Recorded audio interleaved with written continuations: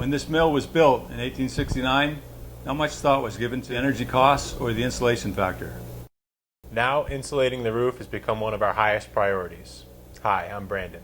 And I'm Wiz. Join us today for a peek behind the scenes while we add some insulation on the new roof we're putting on the building on the Mill Chronicles.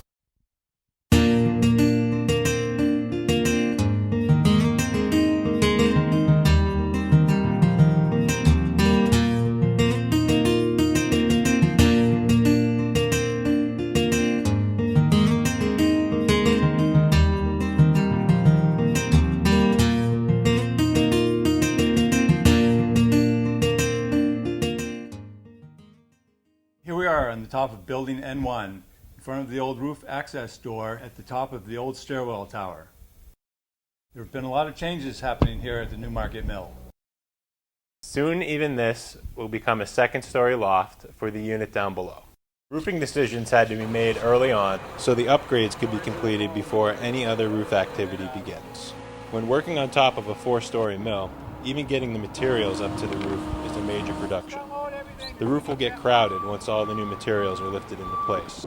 Safety is paramount and protocols must be followed. By adding 4 more inches of rigid insulation to the rooftop, we are bringing the R factor to 20.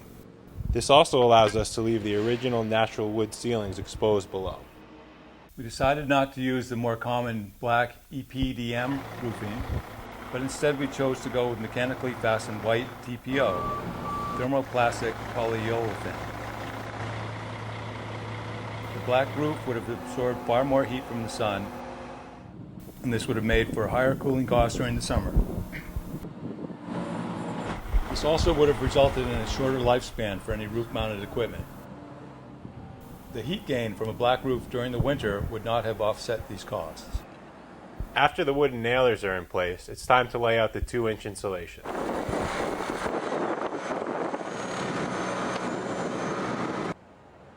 The first layer is anchored to the roof with some 3-inch plastic plates that have been pre-assembled with screws for convenience.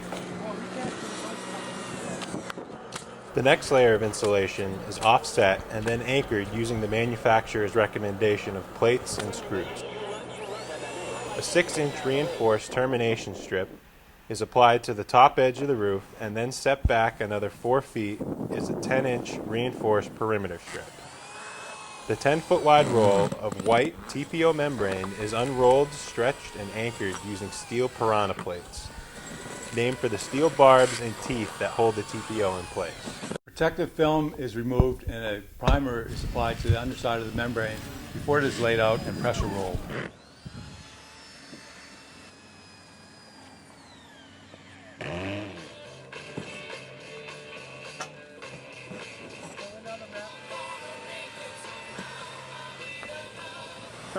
The adjoining sheets are overlapped where the bottom layer is anchored to the roof, then heat welded together, creating a solid sheet of TPO membrane.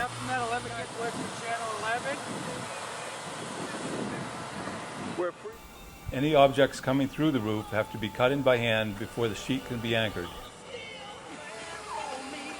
Then all the seams are heat welded back together.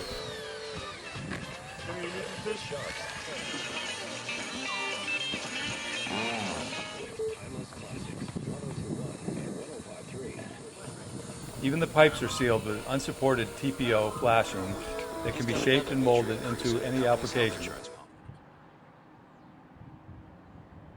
Once it is finished, we will be protected from the elements for years to come.